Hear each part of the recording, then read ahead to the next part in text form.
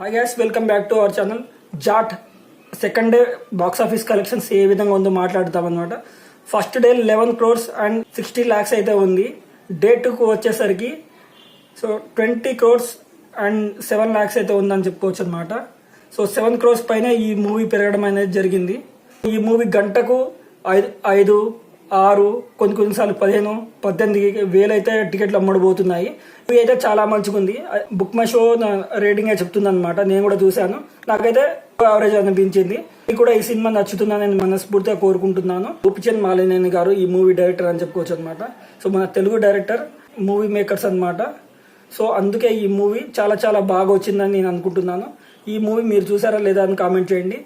సన్నీ డియోల్ గారు గాదర్ తర్వాత the biggest block buster కొడతారని అనుకుందాం.